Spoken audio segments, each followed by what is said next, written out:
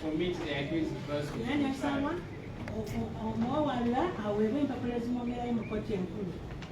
Defense counsel prayed for the accused person to be referred for treatment.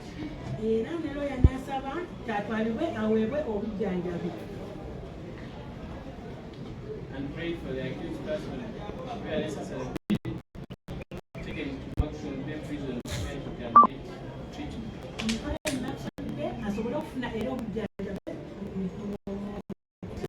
Also prayed that community president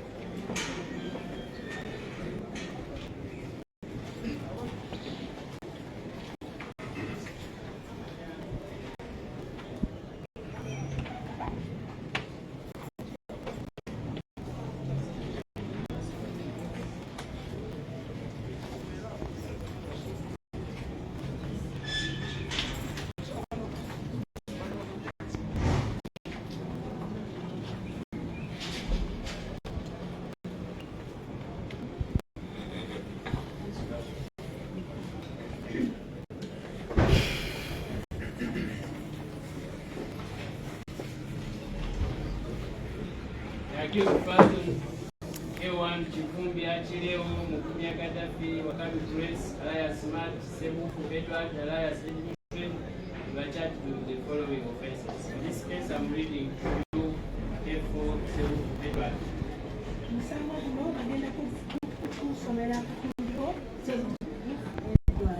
The first count is copyright section 266 and 2671B of the Penal Code Act.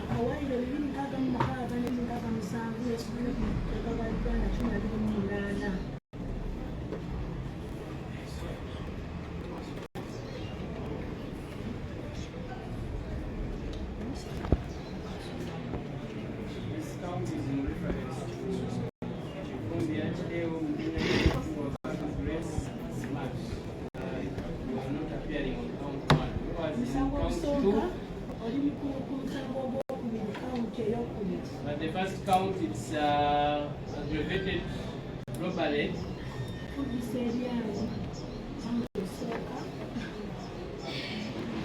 Where it's alleged that on the 18th day of May 2024 at Manja Village in Rengo District,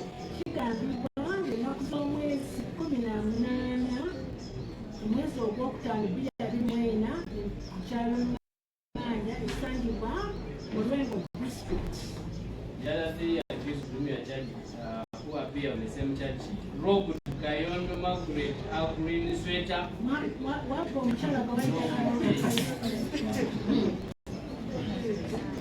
Rob, the other three accused.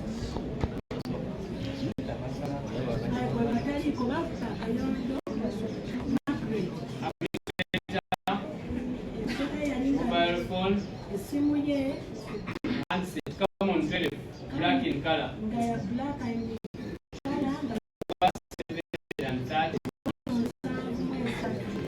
And immediately before your building or after the said robbery, threaten to use a deadly weapon, that is a short, sharp knife.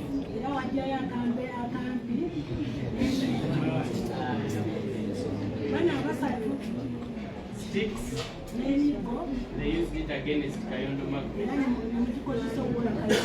No,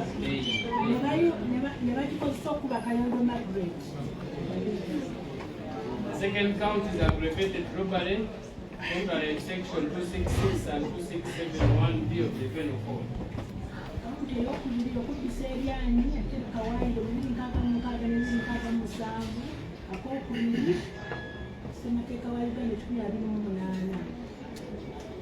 Kundi achileo Mukumya Gaddafi Wakati Press, Alaya Smart, Sebufu Edward, Alaya Mutwe, and others still applied on the 18th of May 2024 at Manja Village. Eluengo, Robot Techno Smart 8 phone and jumper valued at 400,000 from one Rebecca Drake.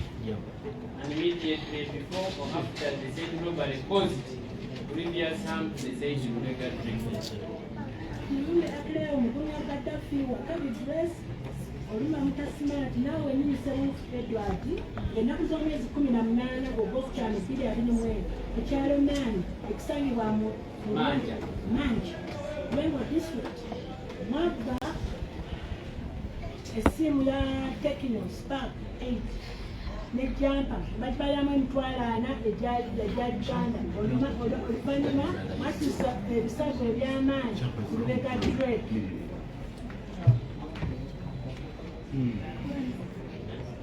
That count is simple robbery under section 266 and 2671 of the Penal Code Act.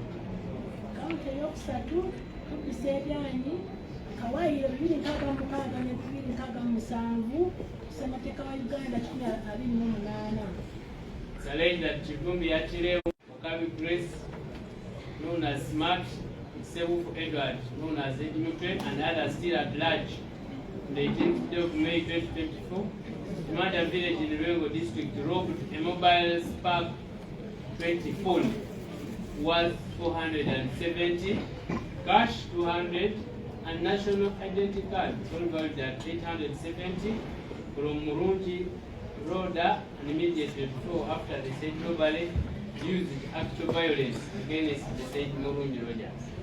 Kikambibwa Kirundi Aklea Mukumya Gaddafi Wakabi Grace Enyereka Smart Sebufu Edward Mutwe ng'ennaku z'omwezi 18 ogwokutaano 2028 ku kyalo Mangi ekisangibwa mu Lwengo District mwabba essimu Spark 20 bagibalyamu emitwalo 47 egya Uganda, ssente enkalu emitwalo 20, national ID byonna ne babigalamu emitwalo 87 nga byali byamu Mulungi Rogers.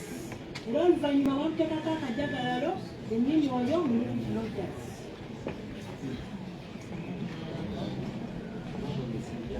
Nakozesa ebyanyi Mulungi Rogers. The fourth count is simple robbery under section 266 and 2671 of the Penal Code. It's alleged that Chivumbi Achileo Mukumya Gaddafi Wakabi Grace, Alaya Smart, Sebufu Edward, known as Mutwe, and others still at large on the 18th day of May, Manja Village in Lwengo robbed 200,000 from Bukala's John. Immediately before or after the said robbery, used the actual violence against the said Bukala's John.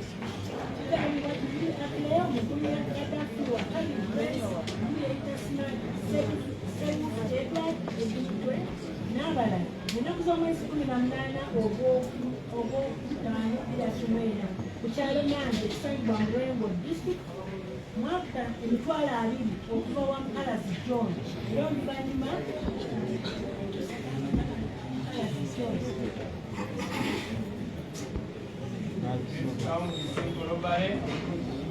section 266 and 267 is alleged that Kivumbi achileo mukumi ya Gaddafi Wakami Grace alias Max Edward alias Mutwe and others still at large on the 18th of May at Manja village in Rengo district robbed mobile phone Techno Smart 7 worth 320 from Sechicho Haruna and immediately through after the said robbery used act of violence against the said Sechicho Haruna. Gaddafi Wakami Grace, Smart, Edward, Mutwe, n'abalala ennaku z'omwezi 18 Ogwokutaano Charman, omusangi gwa Mulengo mwaka mobile phone Techno Smart 7 emitwalo ng'eweza emitwalo 32 egya Uganda okuva lwa Sekito Haruna. Era oluvannyuma mwajjayo ekisi Songa Musekito Haruna.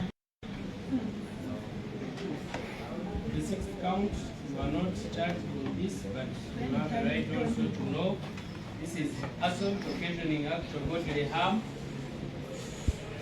where Kivumbi Achileo, Kivumbi Gaddafi, Wakami Grace, alias Smart and others still at large on the 18th day of May 2024 at Manja village in Rengo, unlawfully assaulted Musas Zainab, thereby occasioning her act of bodily harm.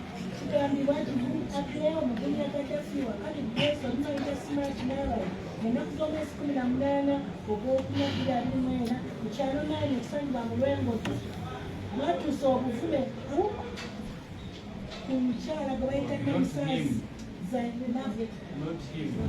Agwe toliiko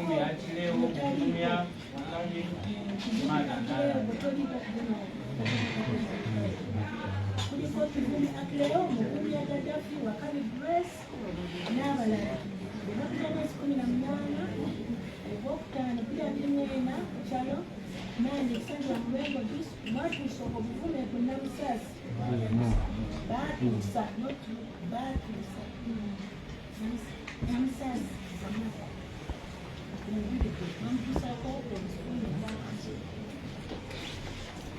Okay, this is the summary of the case. The Director of Public Prosecution shall at the trial prove the following: that 1, the accused Kivumbi Achileo is a male adult of sound mind, a resident of Nasana East, 11B Zone, Nasana Municipality in Wakiso District. Kivumbi Achileo omwana asooka ngategeera bulungi ng'era mutuuze w'e Nasana esangibwa Nasana Municipality, Wakiso District.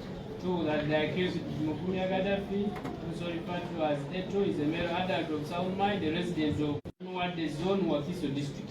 Mukumi Gaddafi ng'era mutuuze w'enna wadda ekisangibwa mu Wakiso District.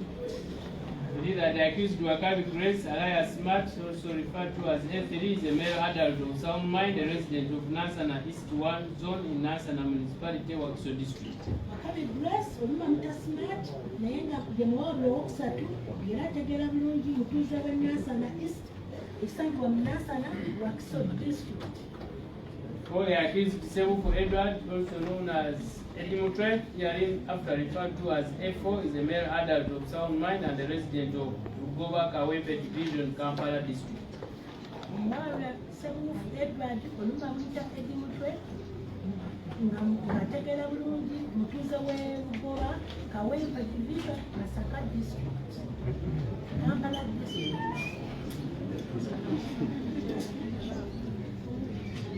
The victim, Kayondo Margaret, is a female journalist, 38 years old and a resident of Chimanya, Kabonera, Masaka City. Kayondo Margaret ng'era munnamawulire alina emyaka 38 ng'era mutuuze w'e Chimanya, Kabonera, ekisangibwa Masaka City.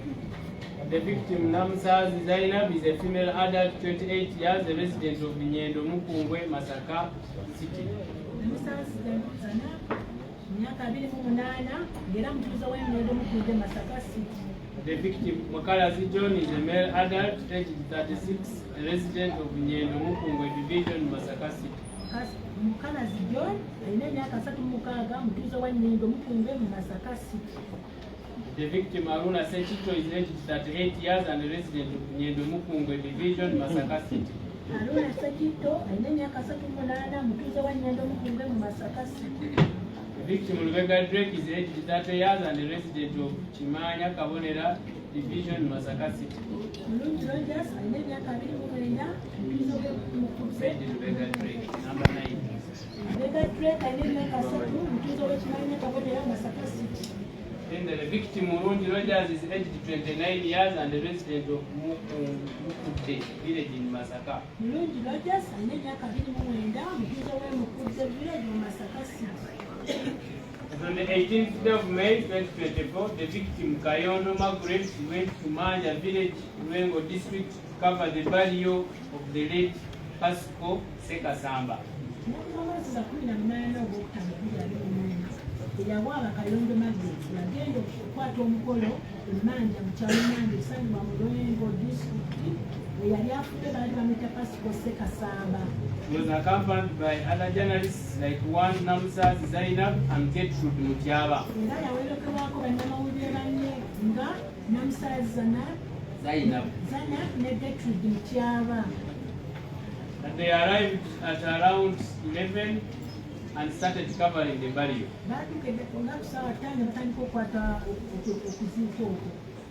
Kayondo Margaret was covering the event using her smartphone, Techno Camon 12, with 2 SIM cards, 0701 962333 and 0772866579. After a while, the one Chagulanyi Robert Santam, known as Bobby Wine, arrived at around 2.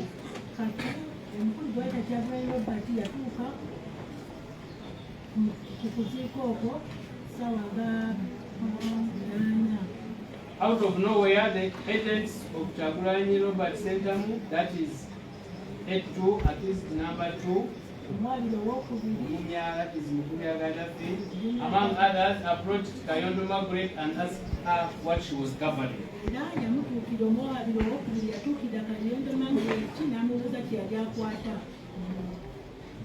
They started beating her up. Namsaz Zainab, who was amidst them, started shouting, telling them to stop beating her colleague.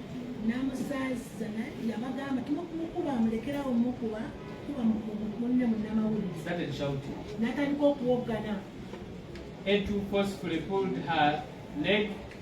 Fortunately, she did not fall down, though she sustained pain.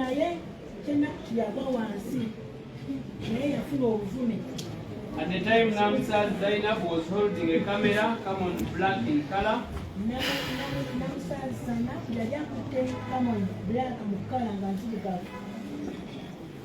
Was holding a camera. One known as Mutwe, that is F4, joined and asked the agents to stop what they were doing.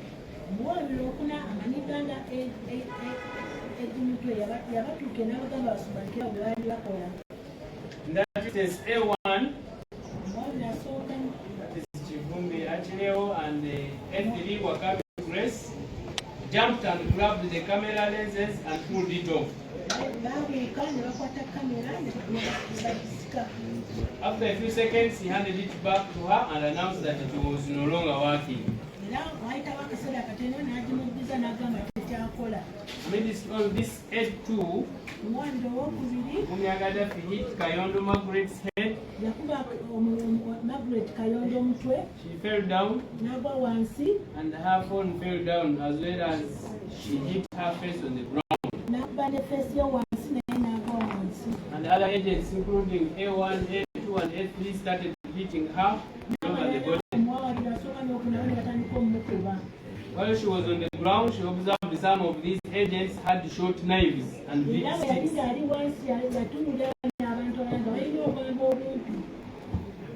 And big sticks, which they used to randomly beat up people. Kayondo Margaret realized her life was in danger and she decided to lie low.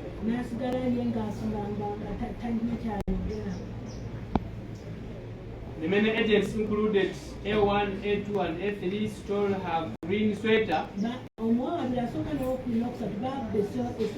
her mobile phone handset come on very black in color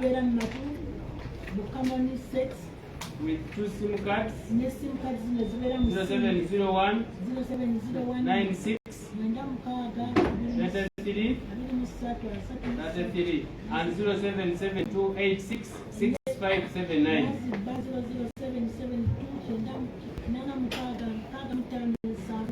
There was also another man putting on a face mask who was also part of the soldiers or agents.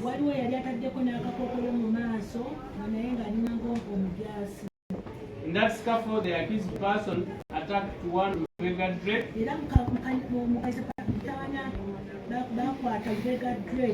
They boxed and beat him with fists and sticks. He lost his consciousness, got an injury on his lip, and the third lower right molar, and they stole his jumper and mobile phone, taking Spark 8. Valued at 400,000. Later, after the incident,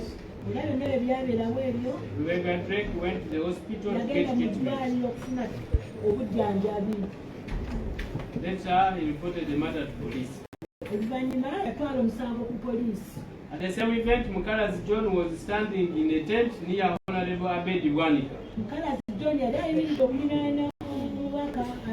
In a tent. When Honorable Wanika got down to speak, F4, Mutwe, who's common to the victim as head of Honorable Chagulanyi's security team, sped straight to stop Honorable Wanika from giving a speech.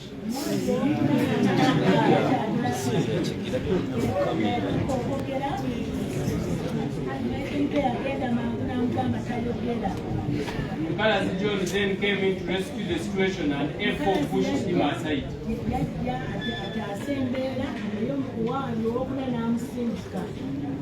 He fell into the hands of A2. Instantly, A2, A1 and A4 and others who beat him up seriously. And stole his 200,000. He was later rescued by the security officer Matthias Ipuga.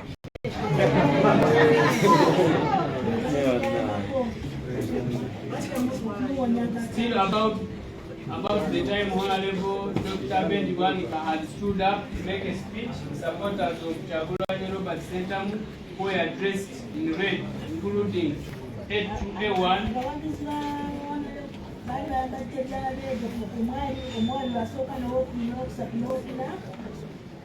Fought Murundi Rogers, stole his phone, taking a smart bench, Spark 20, worth 470. 470. Wallet which contained his national identity card and cash worth 200,000. That Haruna said she was also attacked by the scuffle. In the scuffle,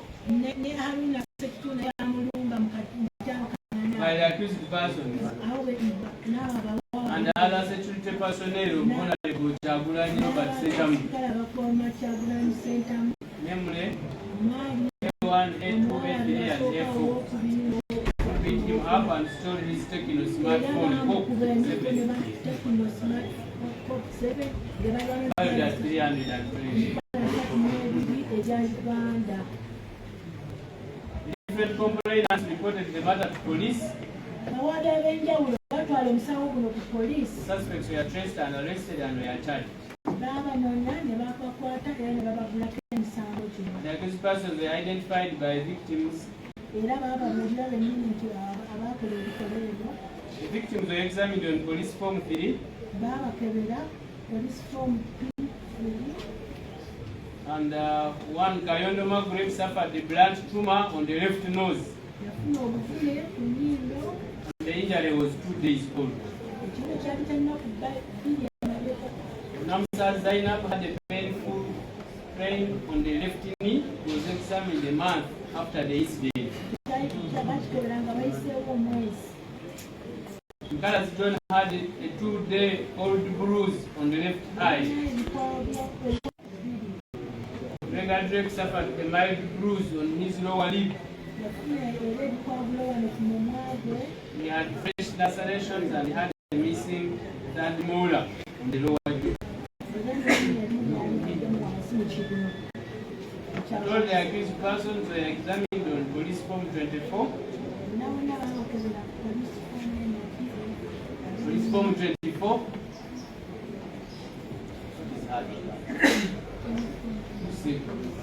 Police,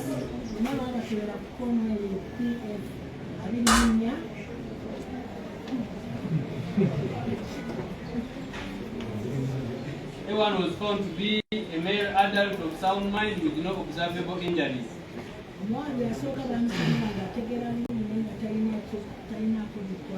It was found to be a male adult of sound mind with no observable injuries. F3 was found to be a male adult of sound mind with no observable injuries. At F4, Mutwe was found to be a male adult of sound mind with minor bruises and swelling on his body. Minor.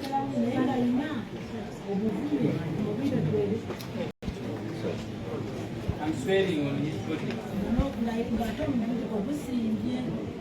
The camera and the lens were recovered, photographed, and attached to the file.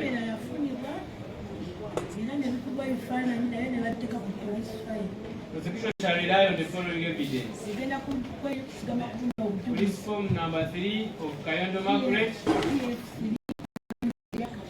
Rebecca Drake, Mohangi Rogers, Mukalas John, Sekito Haruna, Namsa Zainab.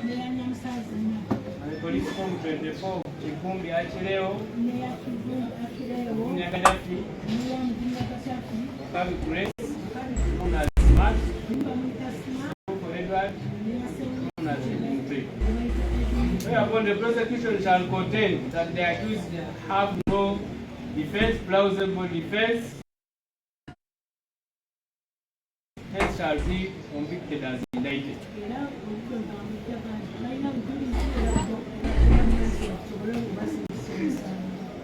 That is the summary of the evidence as prosecution shall. You are hereby committed to High Court for trial.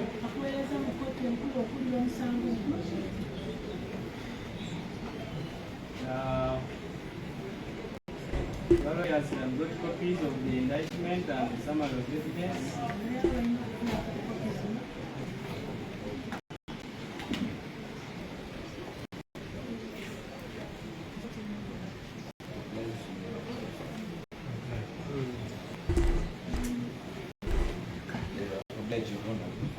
Just have one kind of question.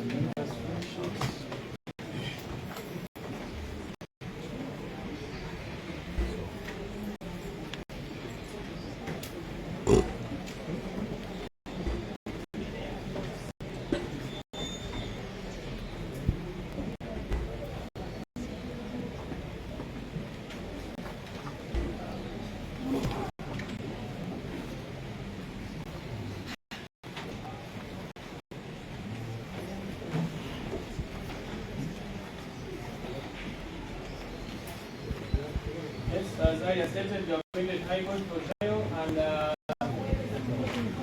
I take concern of the higher prayers of your lawyers. You are remanded to Action Bay prison in Luzira for specialized treatment. I still remind you that you have the right to apply for bail in the High Court. Your lawyers and all any other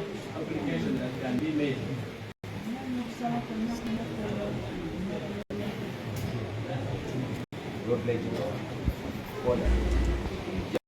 pray that court please give us 2 minutes later the circumstances. Pray for God. Just 2 minutes. Most of them.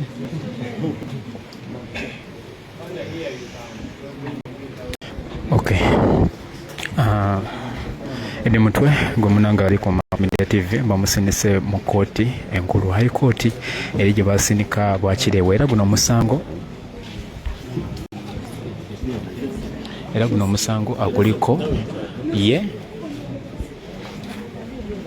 ne omusango gwa bakireewo bali abasatu kitegeeza omusango fayiro bagiriko bantu bana akireewo Edi Mutwe Smart Sakune Gaddafi bamusinise mu kooti ensukulumu wabula okuva wano eno bamugambye nti bamutwala Luzira eri mu Mashoni Bay afune obuyambi obusingako.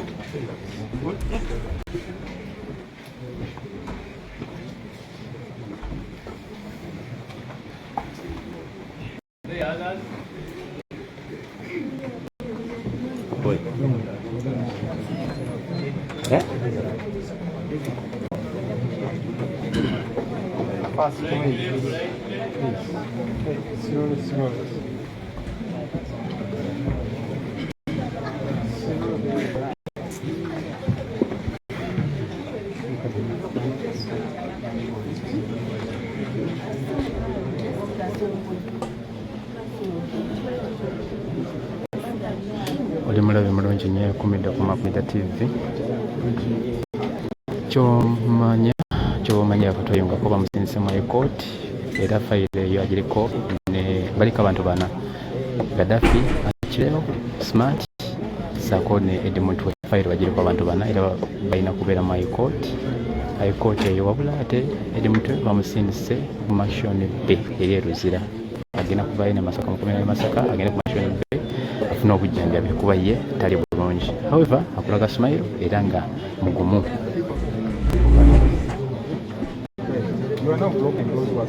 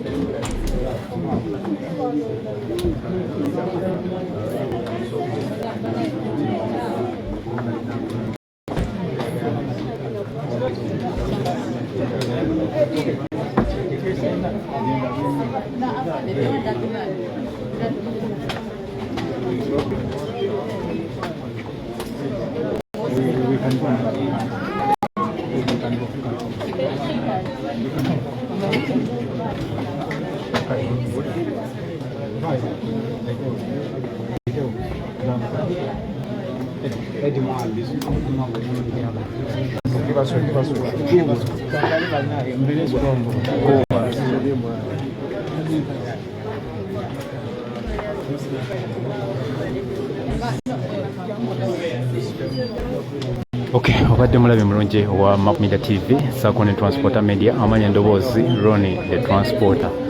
Nyongera okujjukiza bamusindise mu Mashoni B eri wali eri Luzira era lye eddwaliro ekkulu eri Luzira yongera okufuna obujjanjabi so agenda kuvaayo eno e Masaka. Wazira ate era ali ku fayiro baliko abantu bana Edi Mutwe akiriho Kivumbi Wakabi Smart saako ne Mugumya Gaddafi era nga bawonemera n'emisango mbu ejja aggravated robbery oba okubbisa eryanyi nga bakozesa oboolyawo ebissi ebyenjawulo saako n'okubba esweta n'amasimu bale kubeerako ku Mutwe TV mbagala nnyo mbagalira ddala kyakabi nnyo banange ate musobola okumukyalira katuliste ng'olina obuyambi osobola omukyalirako osobola oyita mitendera egyetaagisa ku kitebe nosobola okukyalira ku Edi Mutwe oba okuwa obuyambi mu nkola yonna eyetaagisa.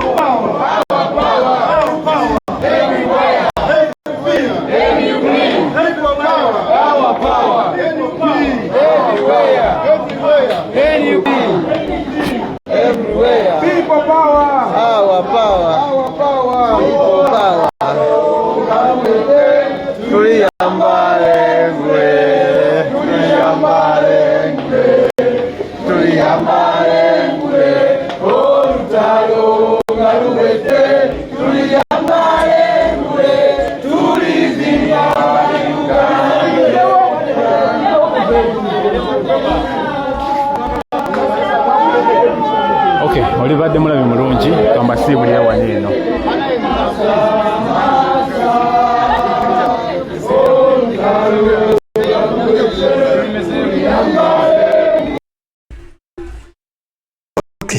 Embeera bwetyo bw'eri e Masaka Edi Mutwe muganda waffe asindikiddwa ate e Luzira gyagenda okuba nga atajjanjabi wafuna okubujjanjabi n'okulaba nga ate embeera esobola okuba obulungi kubanga bamuyisa bubi bamukuba nnyo so kalina okuba nga ajjanjabibwa afuna ku bujjanjabi okuba eno gyabadde bali tebalina bujjanjabi bwafuna so basaze wafune ku bujjanjabi bubi Edi Mutwe tabbangako Edi Mutwe si mubbi era twagala okulabula kubanga weewuunyise olunaku olwaleero be baleeta ababawaabira bava mu Nyendo Mukungwe baali bagenze kyokkola ky'emmanja Kiwangala twagala okutegeeza Yoweri Museveni ng'okozesa bamatarasi mpuuga nammwe be baawaayo ba Margaret Kayondo nga muli mu kubonyaabonya bannansi abaana b'abantu ne mukaabya mama Edi Mutwe amaziga amazima ga Katonda mu ggulu oyo yenna yeesigamye ani yagamba nikitegeeza butoki jasi bw'oba tomanyi kintu sirikangako mumulabye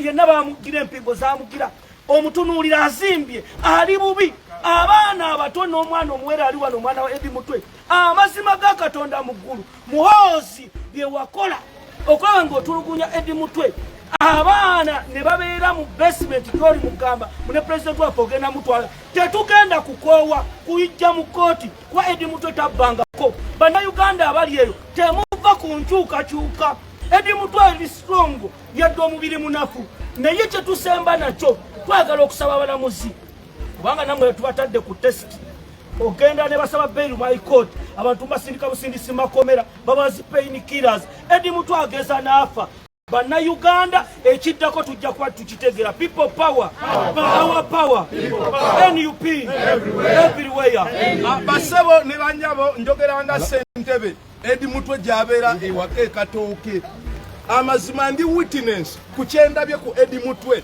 bamuleese nga yenna akankana omusajja n'akabira mu kooti nagamukkirize ng'enna nzijanjabibwe ekkomera ly'Uganda lisobola kubaamu ddagala lisobola kujjanjaba Edi Mutwe nsaba gavumenti ya Uganda ete Edi Mutwe bagende bamujjanjabe twafiirwa Ssegirinya bwe tuti tetulidwedde kufiirwa Edi Mutwe Edi Mutwe bamute Edi Mutwe agenda ajjanjabibwe ate nga n'okufa kwa Ssegirinya kwava ku kooti eno era ey'e Masaka twajjanga wano ne tulaajanira Museveni ote Ssegirinya ne tugamba Museveni n'abalamuzi kooti eno yeyasalira Ssegirinya era yali mu kutulugunya abantu baffe aba NUP era mu mbeera eno bannayuganda mulwane n'ekiwamba abantu ekigenda mu maaso Yoweri Museveni lwaki osiba bannansi ng'ebisolo bakasooka bajja boogereko n'ekisinga nze okunneewuunyisa nali ndowooza nti Edi Mutwe ayina kye yakola General Muhoozi obusungu obwo bwonna okumukuba okutuusa ku ekyo ddala yali anyiize lwakuba nti babba esweta n'essimu eby'abakuumi ba mwami Mpuuga bana mwami Muhoozi n'Empuuga kwegamba obusungu mwena mwabugatta kaakati mulwanyisa bannansi tutuuse n'okwesabira tutandike okusaba nga tugamba kale batuyambe batutwaleko e Luzira ewali eddagala omuntu atuuse n'okusaba nti asaba tutwala Luzira naye tuli abalengule Major Indians netunategeera bote bakwatibwa abakuba Edi Mutwe omulamuzi wali agambye nti basisinkana Edi Mutwe alina bagamba soba be bakuba ne babapako obusimu nga balina minor injuries ne buguluzi n'olwaleero Edi Mutwe tatambula bakwata ne bamukubakuba yenenena amabwa gwalina obulamu bwe buli mu kataka kamaanyi abo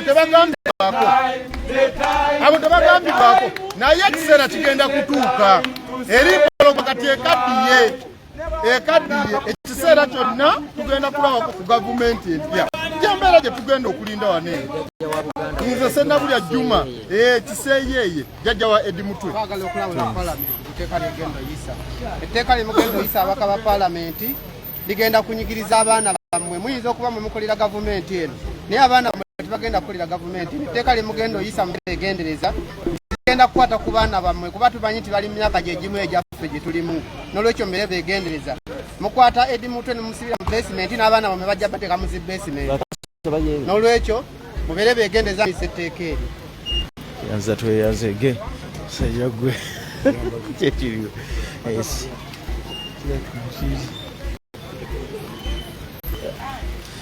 katugende tubeeko ku bakanso naye nga byebyo abantu ebyo babamu Edi Mutwe embeera gyalimu mumulabye tukwakogerera nti kino kitogerebwe kitya tetubikirira bintu bibeera live bw'oba osobola okwerabirako n'ogamba kino kyebogere kikyamu oba kituufu. Eddie Mutwe akankana siriyasira akankana.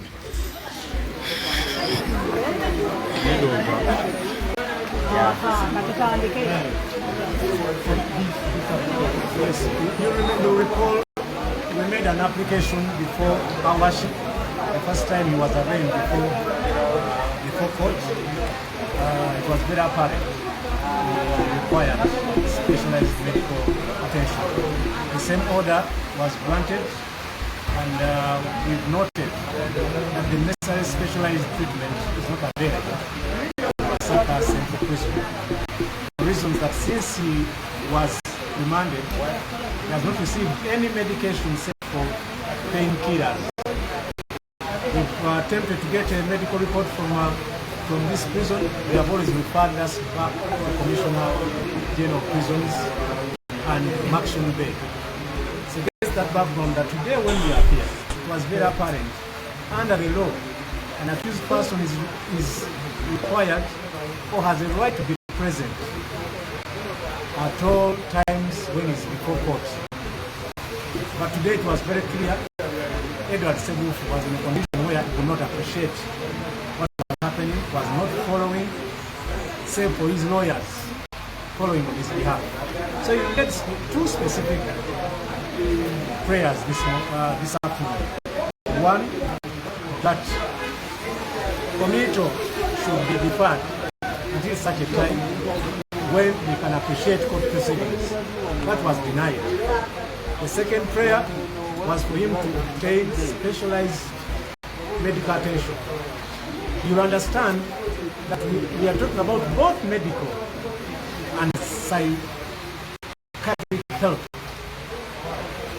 His biggest problem actually is psychological. It's very apparent. That's why he will not follow, he will not appreciate. His command, we would ask him one thing, he would respond on another. It was very clear. It was not coordinated in speech, it was not coordinated in appreciation of what was happening. So that is why precisely we make this application. And it's good that we've obtained an order from court for him to be transferred to Action Day, and we believe this one will be obeyed. We're going to follow up by tomorrow. It should be in Action Day in Luzira. To handle him. The will seemed to be there, but the capacity was not there. In such a condition, from day one, first the law does not allow a person tortured in the state that he was to even attend any proceedings. First, in the justice, law and order sector, once a prisoner is in such a state, they should not even be produced in court.